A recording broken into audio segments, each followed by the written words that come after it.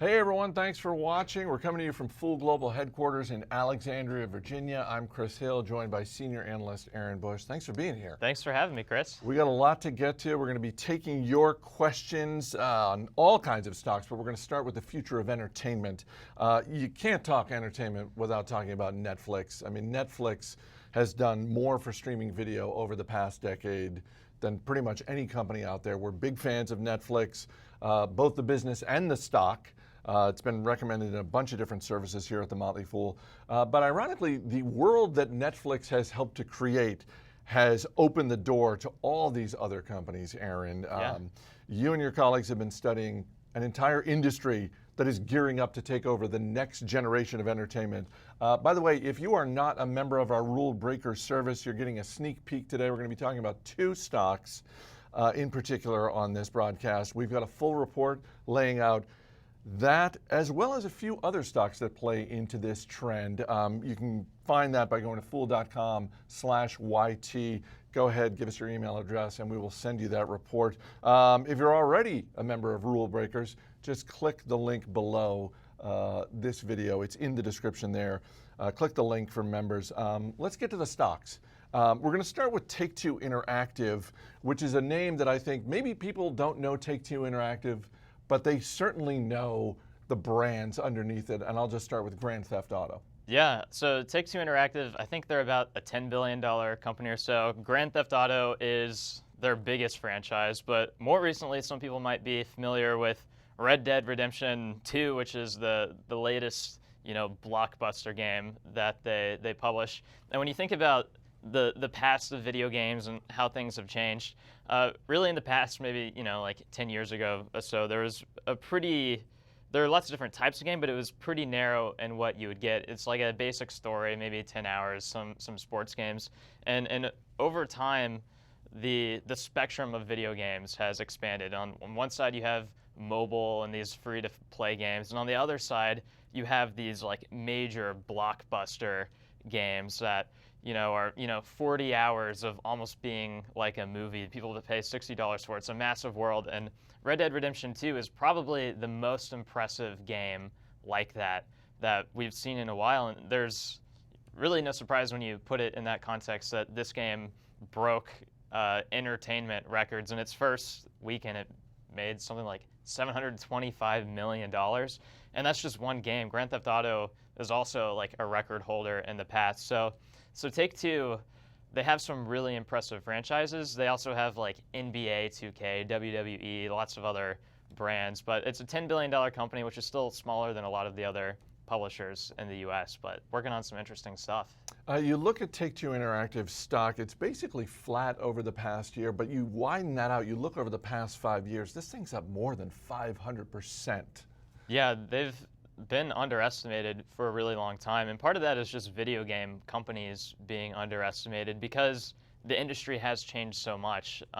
If you think about 5 years ago to today, another thing that has changed is digital, and these video game companies are selling more and more digital products, which is higher margin, so more money goes to the bottom line, but also it opens up the opportunity for recurring purchases, that instead of just buying a game once, people can continue to buy across many weeks, many months of playing the same game, and Take-Two has benefited from that as well lately. Another stock I want to talk about is Tencent Holdings. Little harder to wrap your head around, maybe in part because of the size of the company and just sort of all the things they have going on. But when it comes to the video game space, Tencent is absolutely a player. They are the largest video game company in the world, which is crazy because that's just like one piece of their business. They're just casually the largest video game company in the world. And the reason why is they started publishing lots of games in China.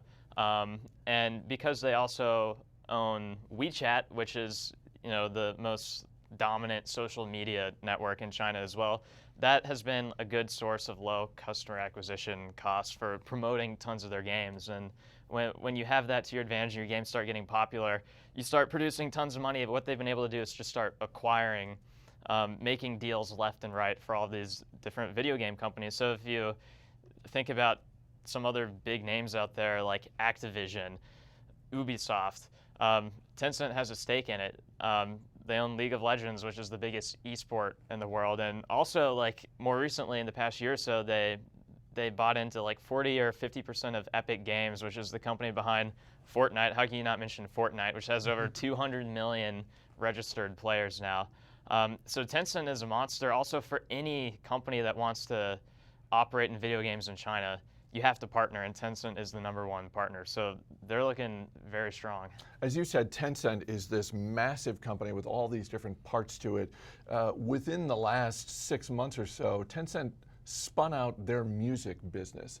As someone who looks at the video game industry, do you look at Tencent's video business and think to yourself, I wish they would do the same with their video business, or do you like it where it is right now as part of the umbrella? With the video business, music business, I guess they have like all of these businesses. Yeah. So the music business is tough. It's just hard to make as much money in music because you have to pay for every single time a song is played. Video games is a great business because it can be very high margin, and a lot of these games still are free to play, but people are spending tons of money just in like character skins or new weapons or whatever the case. So I think Tencent has an opportunity to take its learnings about what has worked in other mediums and carry it forward, and also like what has worked on the regulatory side. And in China, there are a lot of issues in that. And with video games over the past year, there have been some tough hurdles for Tencent to overcome. They're pulling through though, and I think it'll continue to get better, but a lot of those learnings can translate to other realms. It's pretty interesting when you look at shares of Tencent Holding, kind of a similar story to what we saw with TakeTwo Interactive, basically flat over the past year, but over the past years, things up roughly 400%. Do you look at what's happened with these two stocks over the past year and think to yourself, boy, this represents a nice buying opportunity? Yeah, I think over the past year I've bought shares of both of these companies, I'm pretty sure. I like them both right now for different reasons. Tencent is just a titan of industry. Like, I don't see anything right now that can easily take them down. And they, in all of their realms, video games, social networks, they pour a lot of those earnings into investing in lots of startups around the world. I see them getting stronger across all of those lines, and Take-Two is investing and building and creating even more games, creating even better games, and that the whole video game industry, turning digital, esports, there's just a lot of value to unlock there. So I like them both quite a bit. So one of the things we like to look at the Motley Fool, whether it's a given business or a given industry, is the investment that's being made into it, and obviously what kind of return on investment they get. You look at the investment in the video game industry, yes, including these two companies, but also as well as you mentioned some of the others, Activision, Blizzard. Yeah. You could throw Electronic Arts in there as well. It's funny because movies will sometimes get attention for the budgets of the movie, but you look at a game like Red Dead Redemption 2, some of these other games, Grand Theft Auto, are you surprised at all at the investment in these games, that some of these companies are spending hundreds of millions of dollars on a single game? Not really, because it pays off, right? When you can make $700 million in one weekend, you really are competing with the biggest movies out there. But what's different from this industry from movies is once you've seen a movie, you've seen it. Once you start playing these video games, maybe you paid your $60 up front still, but if you liked it, then you'll go back and pay even more going forward. So it makes a lot of sense for these companies to be investing and getting as many people in the door as possible, because it pays off more than it ever has in the past, keeping them around too. All right, we're going to get to some questions from the viewers. Thank you for your patience. Let's go with a question that I think sort of plays into what we've been talking about, because I kicked things off talking about Netflix, and we've got a few people who are asking, all right, how much, to what extent are video game companies going to eat into Netflix's opportunity here? Yeah, in one of the past shareholder reports, Reed Hastings, CEO of Netflix, he said that their largest competitor isn't HBO, it's Fortnite. So they're definitely just in this world of entertainment, in the future of entertainment. In terms of where people spend their times, yeah, there definitely is more competition between these industries. And when you look at what Twitch is doing and YouTube is doing and converting people into viewers of video games just as much as players, it definitely is competition to the Netflixes and Hulus of the world. But there are a lot of people in the world who have a lot of free time. So a lot of these companies can be winners side by side, I think. I think it's a really, one more reason I think we like Netflix is because of the leadership of Reed Hastings, his recognition, his evolution as a leader, but also his recognition of things like Fortnite. And, you know, that's the sort of thing that you could say tongue in cheek, Yeah. but he's not kidding when he says that. Yeah, and if you even think about like what Netflix is doing now, they're starting to publish like interactive shows and movies and stuff. I could totally see that in the future becoming a much bigger thing where people play a more active role in what they watch. And so in some ways you can kind of see the kind of the merging of gaming and just like normal video content. It's interesting to think about. Question from Lance, who asks, what are your thoughts on iQIYI? It seems like they belong in this conversation too. For those unfamiliar, iQIYI is sometimes referred to as the Netflix of China. They're in the video streaming business. What are your thoughts on iQIYI? Yeah, they're an interesting company. They're definitely an edgier company in terms of what their business is. You mentioned a lot of people consider them the Netflix of China. They kind of are that, but they're also kind of the YouTube of China. They're also do some live streaming stuff. So they're kind of a mix of a lot of different things, mix of quality types of content. What's really impressive about iQIYI is how quickly they've been able to scale their subscribers. I forget the number off the top of my head, but it's actually pretty insane how quickly they've been able to grow their subscriber count. What's risky about this business, though, is how expensive content is to produce. And unlike Netflix here, which I forget, I don't know how much it costs now, maybe like $12 or something like that. iQIYI, it's more like $4, and so you're not getting that same leverage and on your margin that you see with a Netflix today. So they're burning a lot of money. They're investing in content, but it definitely is an edgier bet, I think. Diego asks, Tencent Holdings, already a huge company, is it too big already to put up big returns? I doubt it will put up as big of returns as it has in the past, because being a $450 billion business or something like that, it's harder to be a 10-bagger from there. But yeah, I can totally see this company one day being a $1 trillion company, which is more than a double from here. When you think about just how dominant they are in social media, and if you really look at it, you can recognize too that they have a lot of room to run in growing like the average revenue per user in their social media sphere, and as they expand into all these other areas. They had something like, out of the companies they invested in, 16 of them IPO'd last year. And I have a feeling like the amount of money that we're going to see like in their investments is only going to grow as well. So yeah, I mean, they're still are putting out really impressive growth. They're investing for the future, and this can definitely be a much bigger company. All right, keep the questions coming. We love them. Thanks so much. And by the way, click the subscribe button. It's free. We do these live Q&As every once in a while, so we love it when you join us, so go ahead and click the button. A few people asking about Pinterest, which reported earnings just before we started. So they're going to open lower tomorrow morning. It's their first report as a public company. Is Pinterest a business that's on your radar at all? It is on my radar. When I was reading through their filings when they were about to IPO, I was pretty impressed. Like I think as time goes on, Pinterest is going to be a good business. My main issue with Pinterest is just how slow they've been in monetizing a lot of their opportunity. And now they have to, when you think about people go to Pinterest and it's a natural thing for them to click through and buy something. Well, now Instagram is implementing a lot of that same technology. And you saw what Instagram did to Snap with stories. I'm a little paranoid that they could do a similar thing to Pinterest, but we'll see. It's also a nice reminder that, in general, I think at the Motley Fool, we like to wait and see how companies do in the public markets before jumping in. Yeah. You weren't the only analyst here at the company who I think was pleasantly surprised by the S1 filing on Pinterest and looked at the business and thought, okay, this might be interesting here. But certainly Pinterest is not the first, nor will it be the last company to have a good IPO, and then their first quarterly report as a public company is a rough one. Yeah, and I think in general it's good to take a little bit of a step back when you see that happens, because companies should be prepared when they go public to nail their first couple of quarters. And if they miss in some meaningful way, and I haven't dug into these results yet, but if they miss, then it is a bit concerning if they thought they had things together.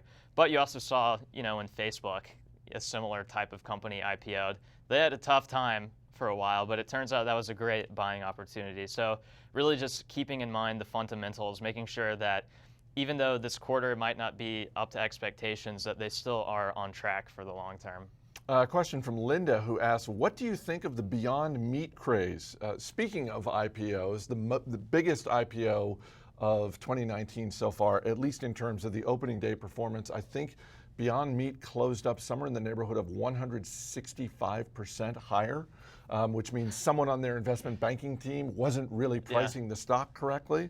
But to Linda's question, what do you think of this industry that is burgeoning now? Well, I think craze might be the right word. I mean, it's obviously a really interesting company. This whole idea of like vegetarian burgers that people actually like, and they're like striking deals with lots of different partners. Like, I do think there is absolutely something there. Like, the growth opportunity is there, but this isn't like a best of the best business. Like, food just like is a lower margin business, and so for us to see this company be priced at something like 40 times sales, yes, something like that, when it has very thin margins, and so like when it goes profitable, whatever, if it's 40 times sales, it's like 400 times earnings.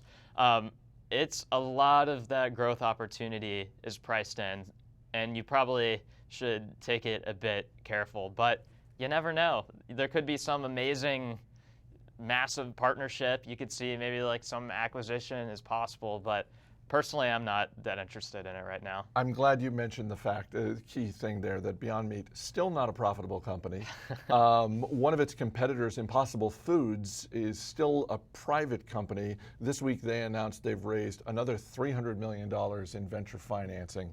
Don't blame them. So yeah, don't blame them at all. But to your point, we'll see where all of this goes. There's definitely an opportunity here. There's definitely an industry here. But like you, there's a price at which I would buy shares of Beyond Meat. It's not 40 times earnings, or 40 times sales. I'm on board with that. A couple of people asking, what are your thoughts about cannabis stocks? Are they a no-brainer? Well, I don't know that they're a no-brainer. Yeah, I don't know if I'd agree with the no-brainer point. I definitely think there is opportunity here, but it's very important to separate what is already very hyped and what is more still under the radar. I think you can look at a lot of these big multi-billion-dollar marijuana companies that are striking these like hundreds of million-dollar deals when they still they aren't delivering that much yet in terms of revenue. Those are the companies where I'm a little more skeptical, because these types of things, legalization and like really building the infrastructure for an industry, it takes time to play out. So for people who are super optimistic, I think the hype cycle will start to hit, and people will have to reset expectations. But just because this is a brand new industry that is going to be massive in a legal way, there absolutely will be new companies that come about and will become winners in ways a lot of people aren't expecting. You just have to be careful. In a situation like this, there's some people like to think in terms of investing in an ETF rather than try and pick an individual marijuana company. There are marijuana ETFs out there. Is that, it's certainly a way to arguably reduce your risk. But is that something that is of interest to you? That isn't really interesting to me, and I've had similar questions about that with like cryptocurrencies too. I think when there is so much hype in an industry, buying into everything, you're buying into more hype than not. So it actually is worth the time to pick and choose so that you can avoid a lot of the hurt that's going to come later. One of the things I love about doing YouTube Live is you get questions from people and they give their names, and then you get questions from people and they have a screen name. So here's a question from the most interesting man who Love asks, do you guys have any ways to play blockchain right now? Boy, did the most interesting man pick the right YouTube Live to attend, because there is a way, believe it or not. I run a service called Crypto Society, and we every month we publish a new report digging into the industry. Oftentimes, looking deep at an interesting cryptocurrency. Just taking scope of the industry. We also have stock recommendations of companies that are playing into the blockchain movement in various ways. So yeah, so far our scorecard is looking good. I'm really proud of the results we've put up. So if you're interested in that, I would reach out to our member services team. You can find that on our website and ask them about Crypto Society. You can go to fool.com to find out how to get in touch with our member services team. You can also go to fool.com/YT to get the free report that I mentioned earlier. Jeffrey asks, what do you guys think of the upcoming Slack IPO? I will say, from a business standpoint, we use Slack here at the Motley Fool. We've used it for years and generally enjoy that platform quite nicely. Yeah, I would just say, from my perspective, it depends on the price. I think Slack is a great company. The fundamentals are pretty solid. You can see how this company is going to be much bigger and much more profitable in the future. So I'm not really worried about it from a business standpoint. But as we've seen with Beyond Meat, for example, how a company like that can start trading at ridiculously high multiples. Zoom is another company that's now like a $20 billion business trading at high multiples. I have a feeling we'll see a similar type situation with Slack. So it'll still be worth being careful and being considerate about, but it absolutely is a company worth considering. Are you surprised by the multiple at which Zoom is trading? Because I remember we talked before they went public, and you were really impressed by their S1.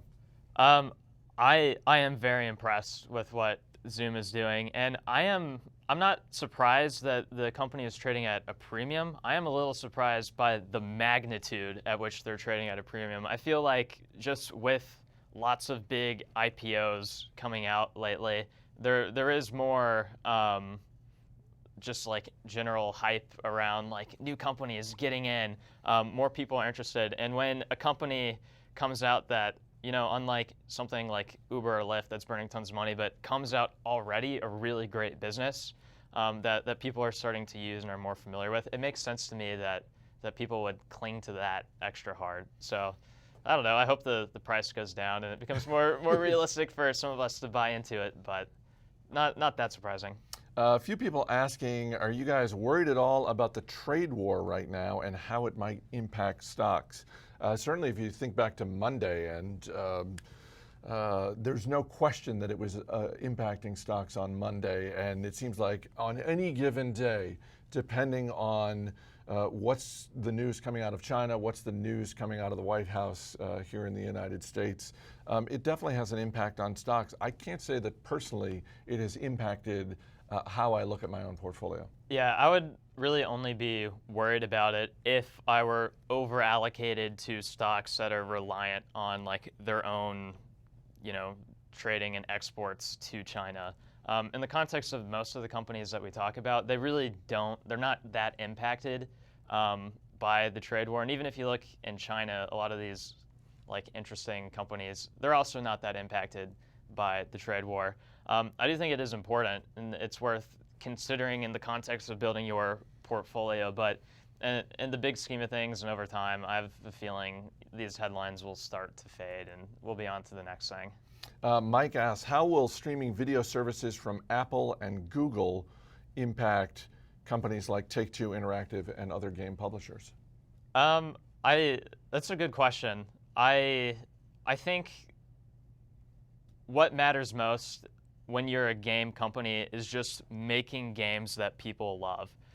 As I mentioned at the beginning of this stream, the whole spectrum of what gaming is, from mobile to sports games to these like incredible like blockbuster type games, that spectrum is wider than ever before. And there is a market across that spectrum, if you make a great game anywhere along those lines, you will find an audience. There's something like more than a billion gamers in this world, and that's a lot of people to work with. Now, Apple, those companies, they have a big opportunity just like owning a platform, and so for them building bundles, that type of thing is just more of a way for them to increase their services business, get a cut, pressure, the developers into working even more closely with them. So they'll be successful, but I don't think that will have a huge effect on the best gaming publishers out there. Lucas asks, what do you guys make of Alphabet? It's a recommended stock by the Motley Fool. What has you excited about it? I mean, we talked before about Tencent Holdings, how massive that company is, all the different things they have, all the different parts of the business. Yeah. Obviously here in the US, Alphabet is our version of that. Yeah, I mean, I still like Alphabet a lot. I own shares. I'm not planning on selling anytime soon. I think if you think about their core business, which is search, and also YouTube, which we are on right now, there's not a close number two to competing with them. They're just that dominant. And I don't see that changing anytime soon. And they'll do an even better job monetizing search, monetizing video. They're investing in machine learning to improve the tools and the results of all of these things. And they make a lot of money, which they can then reinvest in things like Waymo, which could be the next potential wave of creating great value for the business. So it's another Titan, but it doesn't mean that they can't get bigger, and they'll still be around and dominant for a long time. We were talking earlier about Reed Hastings, CEO at Netflix, and so often and rightly so, we focus on the CEO of any given company. I think it's fair to say, though, that in terms of Alphabet, the hiring a couple years back of Ruth Porat, the most respected woman on Wall Street at the time when she was at Morgan Stanley, they hired her to be the CFO. It was a good call. It was an amazing hire by them, and it's one of the few times where we look at the hiring of a CFO and think, that's a great move, and that is going to pay dividends for that company. Yeah, I think so. My one issue right now, though, and it is somewhat her fault, is that Alphabet does a terrible job of really clarifying or breaking down the different businesses. Like, they don't break apart YouTube from search. And so as an investor, it's really tough to get a sense of how these businesses are doing individually. And it's on her more than anyone to fix that for us individual investors out here. But yeah, I mean, she's done a good job tightening cost controls and such. If you were the CFO of Alphabet, would you be going out of your way to make things more transparent for individual investors? I'm going to say no. If I were proud of my results, then yes. So maybe there's something to worry about a little bit there. Probably not, but. That's true. Well, we say this in sports, and it's true in business as well. The best run organizations don't air their dirty laundry in public. It's true. And you can see that like their growth did slow last quarter. So maybe, the mix of things, there is something that they do want to improve, but I'm still not that worried. They're just so dominant and so good at what they do. All right, last question before we wrap up. MJ, bringing it back to the video game industry. MJ asking, is there a picks and shovel play on the video game industry? Kind of. I guess there are a couple of ways you can think about this. One would just be a company like NVIDIA, which makes graphics cards for PCs, lots of other devices that really powers just like the constant improvement of graphics and that gameplay experience. So they're one consideration. Also, just like another, as we think about the future of video games, and as you see a company like Alphabet and their Stadia service, which is like a streaming service, Microsoft is going to do the same thing with Xbox, and I think they're really well positioned just by owning content, owning a console. They have Azure, which is like a huge cloud computing platform, which is a huge advantage in like a realm of streaming. So I guess maybe that's picks and shovels. It feels picks and shovels to me, but there's a lot of money to be made in a lot of different areas in video games. All right, Senior Analyst Aaron Bush, thanks so much for being here. Absolutely. Thank you for watching. Please click the subscribe button on our YouTube channel. It is free. And check out our free report at fool.com/investor. I'm Chris Hill. Thanks again for watching. We'll see you next time.